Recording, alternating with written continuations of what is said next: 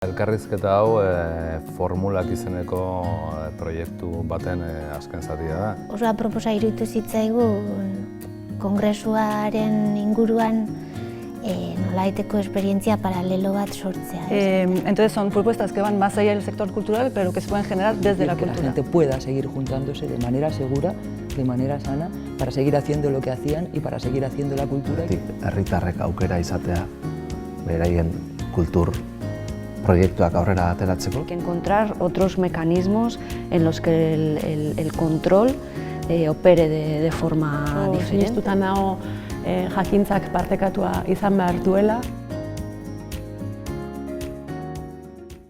Kaixo, Patxi Presa naiz, Gipuzkoako Foru Aldundiaren kultura hedapeneko eta sustapeneko arduraduna. Eta elkarrizketa hau formulak izeneko proiektu baten azken zatia da.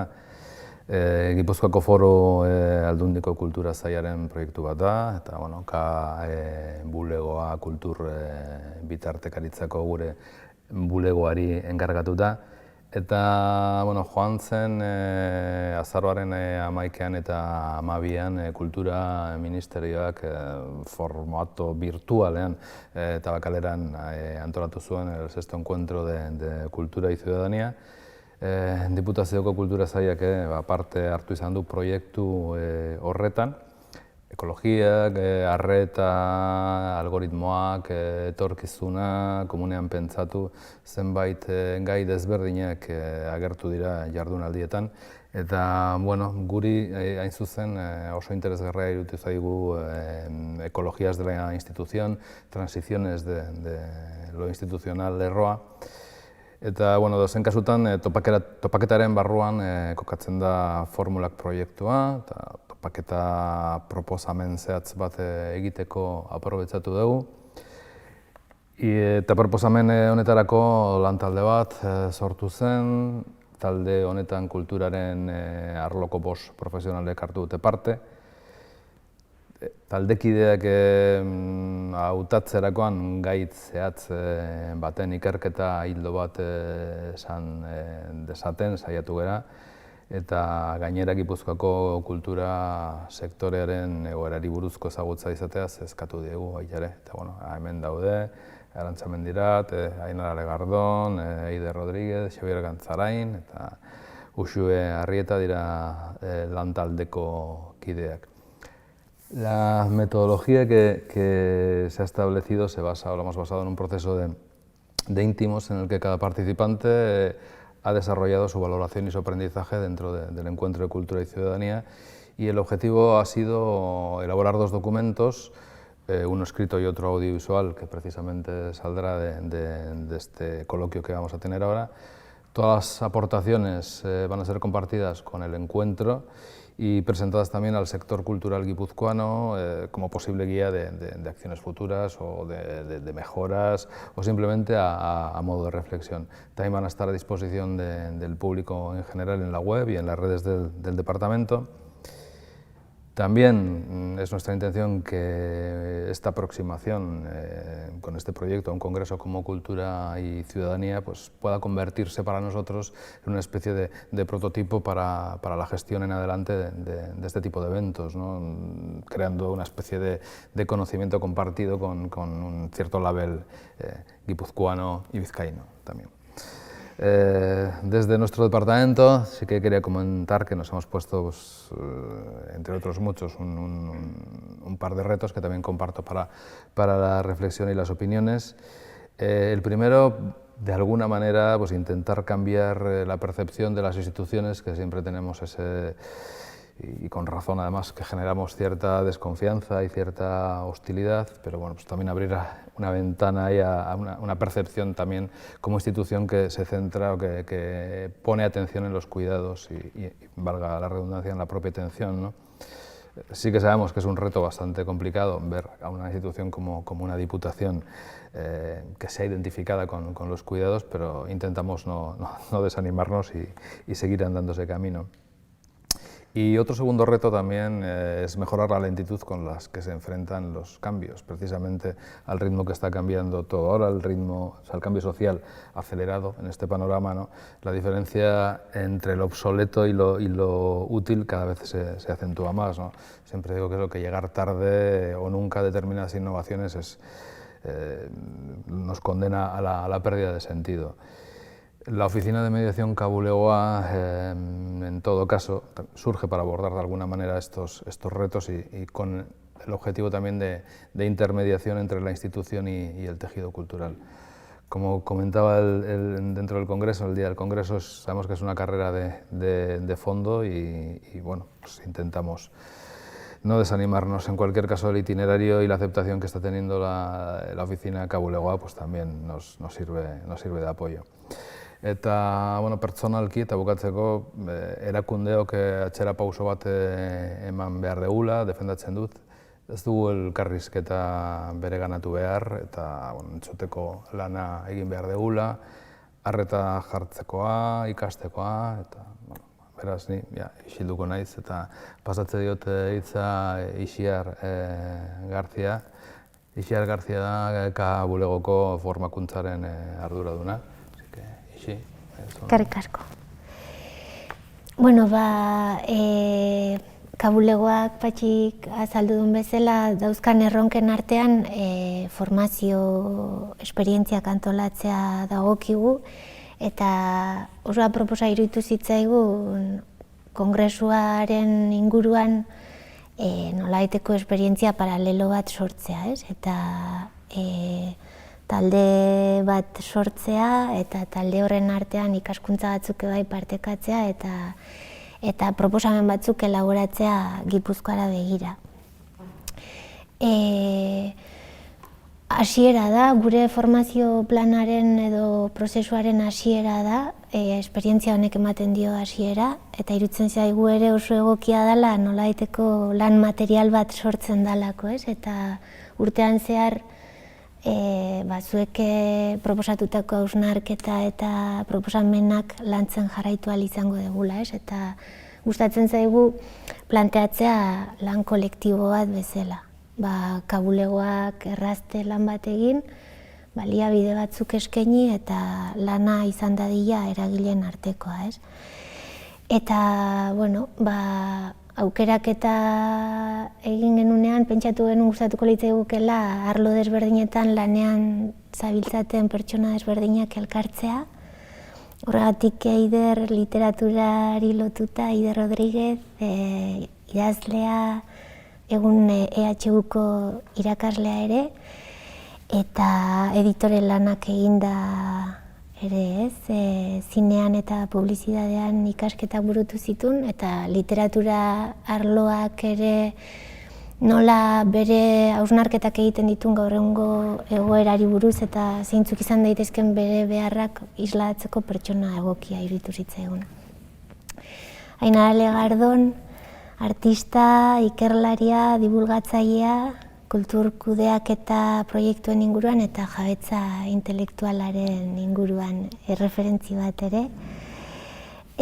Guretzako legeari dagokionez, jabetza intelektualaren lanketarei dagokionez ere, iruditzen zitzaigun pertsona apropos bat zinala lan hau egiteko eta hortik gonbidatu genizun. Xavier, idazlea eta arte kritikoa, gaur egun Azpeitiko dinamoa sormen, espazio, ireki, anitz eta organiko esango nukenik, organikoko koordinatzailea, ez? Zuen asmoa hasieratik izan zen ere Azpeitiko herri mugimendu eta kultur proiektuen garapenean laguntza bat ematea eta nolabait berrikuntza batzuk ere proposatzea, ez? Hortik ere, esperientzia guzti hortatik, bere garaian ere Kalostrako zuzendari izatetik, eritzitzaigun ere apropos zuri gonbidapena luzatzea. Uxue Arrieta, artista eta traktora kooperatibako kofundatzailea beste 4 kiderekin batera. Gaur egun 2018an sortu zuten argitaletxe bat izko izenarekin. Egun ari dira artista liburuen inguruko ikerketak egiten, artista liburuen datu base bat ere sortzen, espazio propio bat ere martxan jartzen, eta kooperatibako partaide zeatenon proiektuak aurrera eramaten eta baita ere beste artistekin kolaboratzen. Zure esperientzia artista bezala garrantzitsua iruditzen zitzaigun eta zure ikuspegia kontutan hartzea ere artista bezala eta ekoizle bezala, ez? Eta Arantxa Mendiarat, kultur bitartekaria, hainbat kultur proiektu eta parte hartze proiektuen kodiseinatzailea eta ekoizlea ere, gaur egun Borradores del Futuro, ipuin bilduma etorkizuneko alternatibak eta utopia jasotzen dituen ipui bildumen garapenean lanean, ez? Eta hortik ere oso pertsona proposa iruditzen egun talde hau sortzeko. Orduan, esperientzia nik ere gertutik bizitu ahal izan dut, elkarrekin kongresua jarraitu eta kongresua jarraitzeak sortzen zizkigun hausnarketak partekatzen eta oso aberasgarria izan da niretzako ere, guretzako kabulego bezala. Gertutasun hori edukitzea hainbat lanetan murgilduta zaudeten pertsonekin esperientzia aberasgarria dalako. Eta hortik hitza emango nizueke kongresua ondoren zuek sortu dezuen dokumentu horren berri emateko, ze hausnarketa, ze ekarpen, ze lanketa egin dezuen kontatzeko. Sí, yo creo que en ese congreso ha habido muchos aprendizajes individuales y colectivos. Yo me quedé con dos momentos, así como punto de partida también luego de una reflexión. El primero fue el Jorge Gallardo del proyecto Barbate de una pedanía de Cádiz, que lanzó un grito de alguna manera que dijo: nos estamos quedando sin tierras fértiles y sin agua. O sea, este grito de estamos en una situación grave. Y otro momento que fue el de Margarita Isola, del proyecto Guerrilla Drugstore en Barcelona, que nos propuso un silencio, un parar, escuchando un canto ritual del norte de África, y fue como el único momento en toda esa vorágine de congreso que estuvimos ahí horas y horas, un poco todos agotadísimos, cuando en el mismo título del congreso había esta palabra de cuidado, que pudimos parar y pudimos estar en otro estado. Entonces yo creo que esos dos momentos también tienen que ver con esa voluntad que ha tenido el Congreso de pensar la cultura en su versión expandida y de ir, digamos, más allá de cultura y procesos participativos, sino de pensar un contexto mucho más amplio. Y en realidad las propuestas que hago tienen que ver con este también contexto mucho más amplio, ¿no? También tienen que ver con una frase de Santi Arroyo que dijo: no acabamos de hacer esa transición ecológica de la cual vamos años hablando. Entonces son propuestas que van más allá del sector cultural, pero que se pueden generar desde la cultura. Entonces la primera tenía que ver con casi lo primero que dijo Marina Garcés cuando empezó el Congreso, esta idea de definir qué es lo esencial, que creo que a todos nos marcó, ¿no? Y entonces la primera propuesta sería que la Diputación Foral de Guipúzcoa, desde todas sus áreas, insisto, en todas sus áreas, hiciera ese ejercicio de definir qué es lo esencial. Y para eso yo creo que desde la cultura se pueden proponer ejercicios. Por ejemplo, una herramienta como Transbiótica creo que ahí podría ayudar, y se comentó en el Congreso. La segunda idea sería la de redefinir los modelos de gobernanza. Yayo Herrero habló de esa necesidad que tenemos de repensar el I+D+I en lo social y en lo político, y por ejemplo un proyecto como Uliako Lore Baratza, que creo que están ahí también repensando esos modelos de gobernanza. Y la tercera idea sería reivindicar otra vez la permacultura como modos de hacer. Eso se ha hablado muchísimo, eso sería más quizás una propuesta dirigida a los propios proyectos culturales, estar en esta lógica del habitar. Y ahí, por ejemplo, a mí me gustó mucho el Museo de la Vida Rural de Tarragona, que sí parece que está ahí, ¿no? Y que nos puede enseñar muchas cosas. Bueno, yo creo que también he disfrutado más de lo que pensaba en un principio de esa experiencia del Congreso.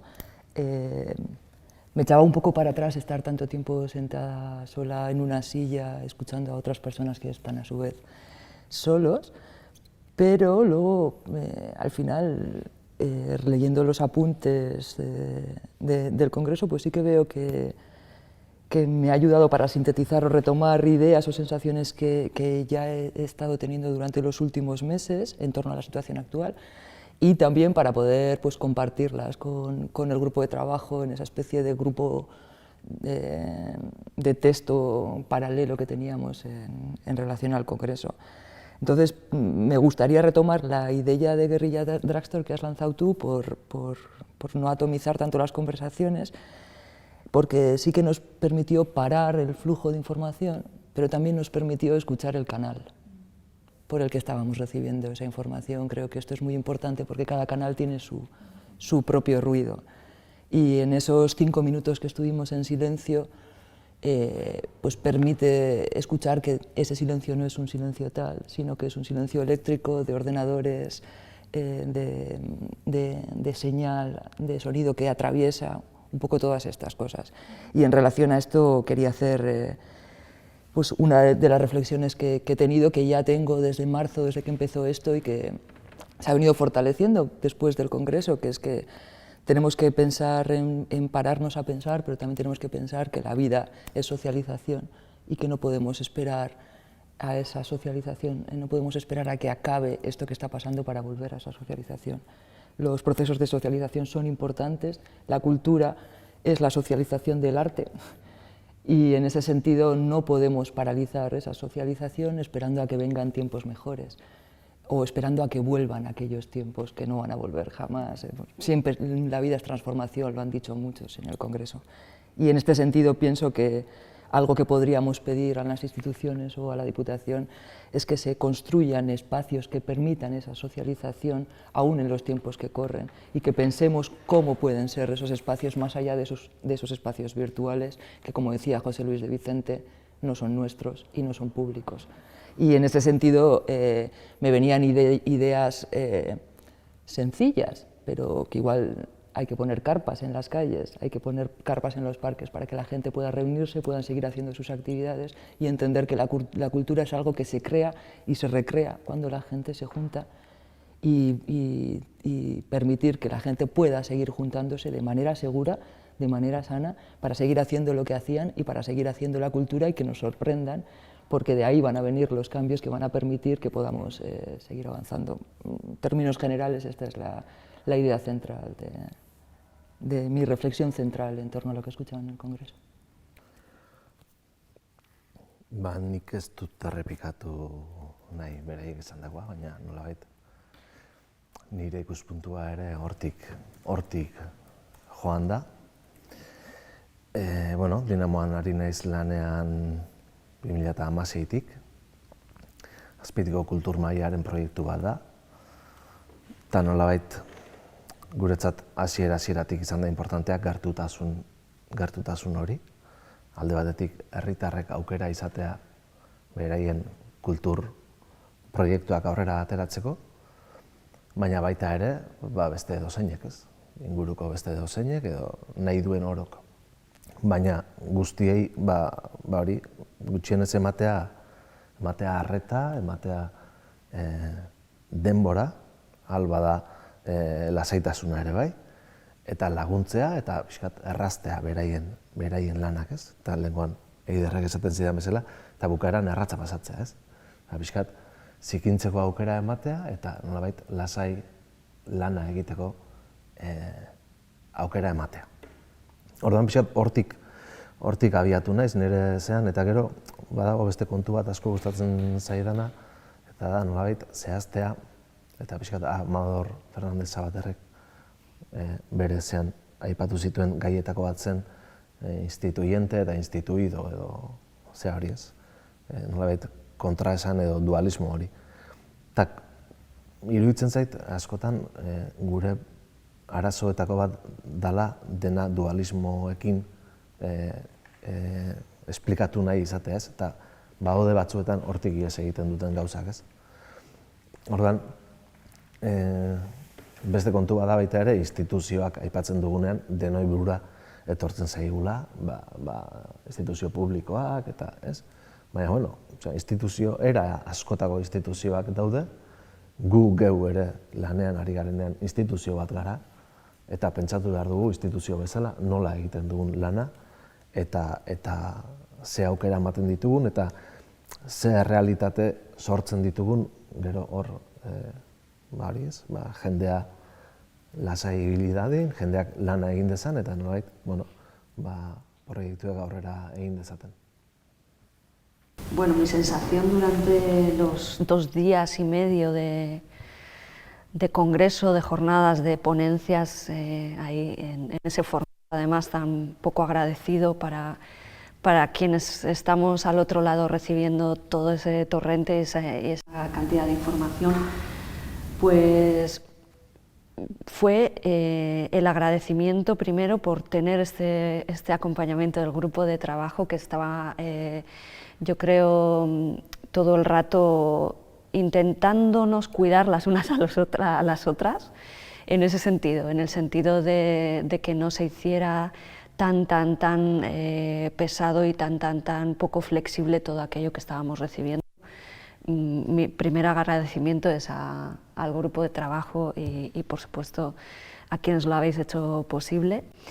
Y de todas esas ideas, reflexiones que se fueron vertiendo, pues hay varias que es que me atraviesan, o atraviesan los ejes que a mí me conforman como artista y como activista de la autogestión que me considero, ¿no? Y una de ellas fue la importancia o la necesidad de que la institución se sitúe en retaguardia. Necesitamos que la institución, que las administraciones apoyen, acompañen, pero cedan el control, de alguna manera. Hay que encontrar otros mecanismos en los que el control opere de forma diferente. Esto se dijo y se reiteró en varias de las ponencias y me pareció muy importante recogerlo. También que se entienda, como ya se está diciendo y hemos comentado muchas veces en nuestras reuniones, que los procesos transformadores, las verdaderas prácticas ocurren en la sombra, ocurren en lugares y en tiempos que a lo mejor no son los convencionales y que hay que propiciarlos, lo estamos diciendo todo el rato, y poner atención a esos monopolios, a esas redes que no son propias, a esas formas de compartir contenido, conocimientos y creaciones que lo hacemos por canales que no controlamos, sin tener claro las implicaciones legales, perdiendo el control sobre todas nuestras creaciones y sobre ese conocimiento. Yo creo que por ahí van a ir mis propuestas y creo que son como pilares a tener en cuenta.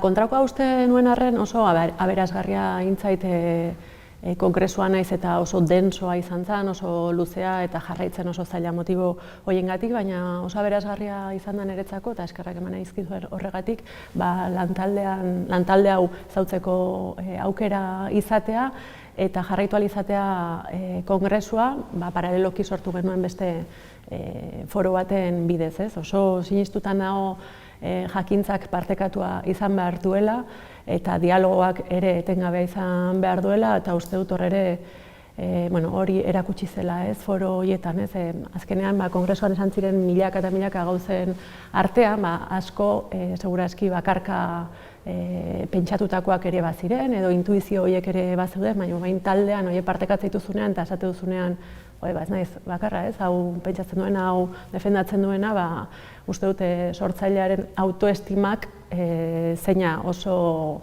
ez dakit, zauritua baitagoen azken mendetan, esan dezakegu, hori ere importantea dela, ez, kasu hontan.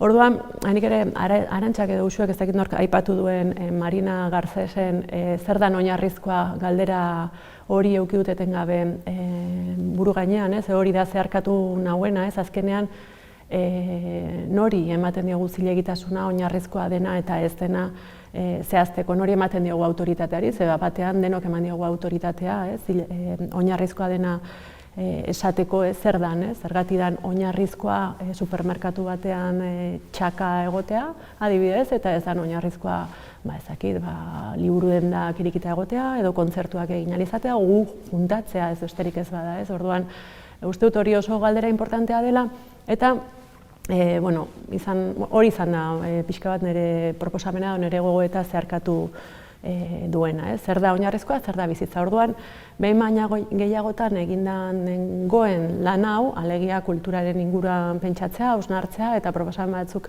egitea, eta egia esateko oso eszeptikoa nintzen eta naiz proposamen horiek nora iritsi daitezkeen. Beraz, egin beharrean gauza aldarrikatzaile bat, gauza serio, objektibo, akademiko, periodistiko bat, nik egin duana izan da otoitz bat, kokatu naiz hori sinisten duen norbaiten paperean, sortu dut jainko bat, eta uste dudanez oso muturreko momentua bizitzen ari garela, ez bakarrik pandemiagatik, baizik eta bestela ere, ni ere manikeoa den toki batetik, edo oinarrizkoa eta ingenua den toki batean kokatu naiz gauzak eskatzerako, orduan lantu horretan, ez da, pixka bat hori izan da nire kokapena. Unik, momentu batean, aipatzen zen testu batean administrazioa eta sektorea ia ere epe motzeko lanean oso murgilduta geundela eta lan oso operatibo baten. Eta superbibentziagatik egiten ari garela lan hori. Ea hori nola ikusten dezuen. Nik uste dut hor, superbibentziaren kontu hortan, eta epe oso motzean lana egitearen kontu hortan, badagoela faktore esan zegoen filosofiko edo ez da nola ditu, eta da pixkat hori azken urteetan gertatu den ze hori ez, etorkizunik ez dagoen ze hori ez, ideia hori, eta nolabait pandemia eta konfinamentuak hori indartu egin du. Mundu guztiaren komentarioa da, ez dakigu zer gertatuko den, ez dakigu bihar nola egongo garen, ez dakigu ze erabaki hartu ditzakegun, ez dakigu ze programa egin dezakegun, badago hola etorkizunaren deusestatze progresibo eta ia programatiko bat, eta orduan hor katiatuta gauden ikustu dut, hori da pixkat hortik abiatzen gara, eta gero zailtasunak daude noski epe luzerako lan egiteko, baina, ez dakit, hor uste dut hori dela arrazoietakoa eta beste arrazoietakoa da normalean oso egonkortasun gutxi baldin badago edo zein sektoretan kulturarenean ja impresionantea da. Zer nahi dut, justu prekarietatea eta ziurgabetasuna eguneroko ogia dira eta batzuetan baita bezperakoa ere. Orduan, hain, nola esango du, hain oinarri me batekin edo auskor batekin oso zaila da epe luzerako lanak egitea ez. Nik uste dut hori dela jende gehienaren arazoa. Aipatzen genuen ere gertutasun hori. Gauzak aurrera eramateko garaian gertutasuna eta arintasuna, ez? Osea, la manera ágil de facilitar los recursos, ¿no? O la manera no ágil de facilitar los recursos, ¿no? Qué difícil se hace a veces lo sencillo. Y yo hay veces en la oficina que digo, ostras, igual es la propia herramienta que tenemos, ¿no? En este caso en el ordenador, o sea, que nos sentamos delante del ordenador a trabajar todo el rato, ¿no? Cuando seguramente hay trabajos que son mucho más físicos, o de moverte, o de trasladarte, o de estar en una mesa pensando, ¿no? Y a veces pienso que es la propia herramienta la que hace que esos procesos ágiles se dificulten, ¿no? O se conviertan en gestiones inacabables. ¿Qué pensáis sobre esto? Pues a mí me has recordado a unas palabras de Mónica Bello que recojo en en mi documento, ¿no? Y también enlazándolo con dos palabras que se tomaron como dos extremos en varias de las ponencias, que son el miedo y la curiosidad, que son dos extremos que hay que comparar para poder ver todo lo que hay en medio. Y Mónica Bello dijo algo así como miedo y curiosidad. No hay nada más abstracto y, sin embargo, sin eso no se puede llegar a cuestiones concretas. Y siguió diciendo, o recordándonos, que los recursos económicos se necesitan no para sostener estructuras y formalizar pilares, sino para procurar nuevos formatos y encuentros, para facilitar recursos de manera ágil y directa, y no para dictar una producción de contenido, sino para generar un flujo directo de medios a quienes trabajan con las ideas. Me pareció algo tan importante esta necesidad de agilidad, de que el dinero o los recursos económicos no vayan a formalizar esas estructuras que al final no son las que son capaces de poner a nuestra disposición ágilmente esos recursos, sino en ese foco en el que estás planteando tú, la agilidad en poner a disposición esos recursos humanos, económicos, técnicos, como sea, ¿no? Pero hacerlo posible de una forma rápida y ágil. A mí me parecía curioso algo que se repitió en el Congreso en más de una ocasión, ¿no? Es hora de que nos paremos a pensar, ¿no? De que nos sentemos a pensar, ¿no? Pero me hace gracia cuando dicen eso, porque claro, para pararte a pensar necesitas mucho dinero, ¿no? Y ese dinero, bueno, eso se lo pueden permitir solamente algunas personas, ¿no? Parar y pensar, ¿no? Entonces, otra de las ideas que a mí me gustó, que no recuerdo quién mencionó, ¿no? Fue la de la celdilla de Excel, en la que, a veces queremos dar ayudas, pero es que nos falta la celdilla de Excel, ¿no? Para dar ayuda o lo que sea, ¿no? Y yo siempre he pensado, y en mi documento también una de las propuestas, me gustaría que fuese por ahí, ¿no? Que toda el área presupuestaria, o sea, la cultura debería atravesar todos los departamentos, desde urbanismo hasta, bueno, Hacienda, Economía, Cultura, por supuesto, pero también Educación, absolutamente todos, ¿no? Me parece indispensable, porque como decía Xavier, no es algo filosófico ya, ¿no?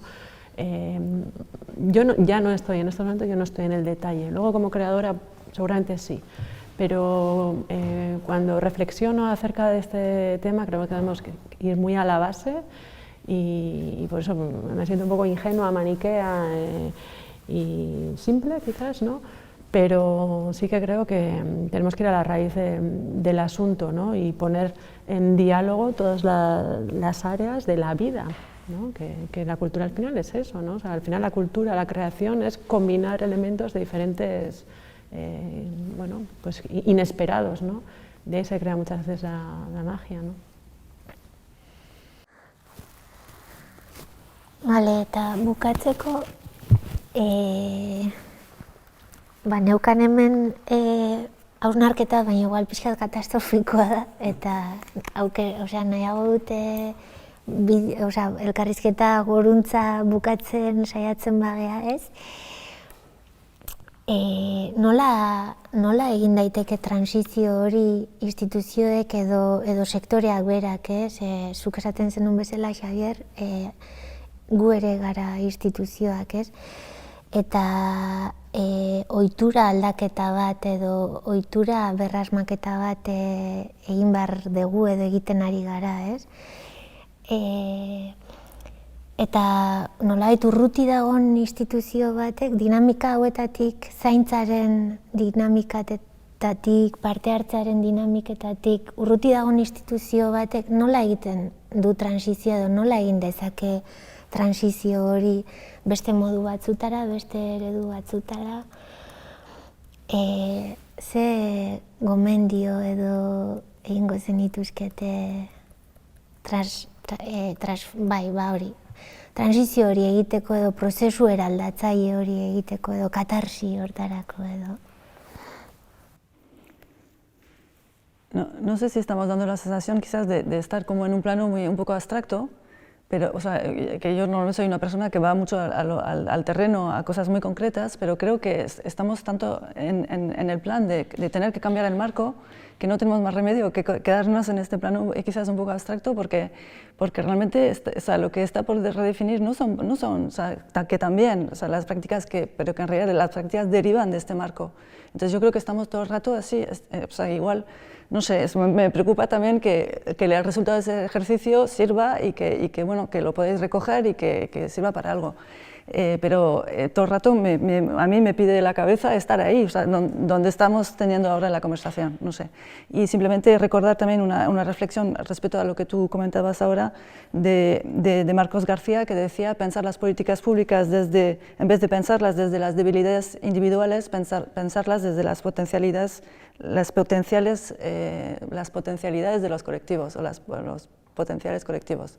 Entonces, esto también me parece, o sea, como idea marco, también me parece una idea muy, muy potente en cómo cambiar la institución, ¿no? Y por apuntar igual una cosa más, se ha hablado de prácticas ecológicas en el sentido de la sostenibilidad en cuanto al entorno natural, pero también existen los entornos culturales.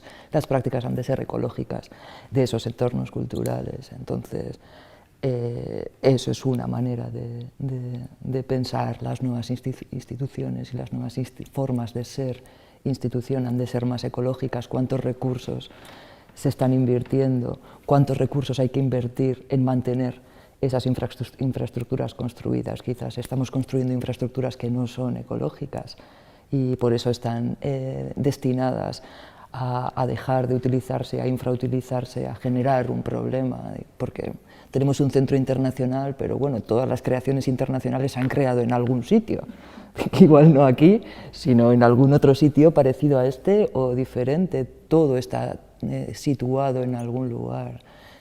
Y de ahí sí que creo que hay una gran lección para aprender por parte de todos, que no podemos seguir con un modelo de gasto tan fuerte basado en construir unas estructuras que ni siquiera somos capaces de mantener a futuro, sino que tenemos que alimentar estructuras más ecológicas y sostenibles, con una utilización más inteligente de los recursos, no simplemente de los recursos eléctricos o tal, sino de todos los recursos que tenemos, porque eso permitirá que las cosas en las que invirtamos sean más duraderas y que lo que consigamos sea más adecuado a lo que necesitamos y deseamos.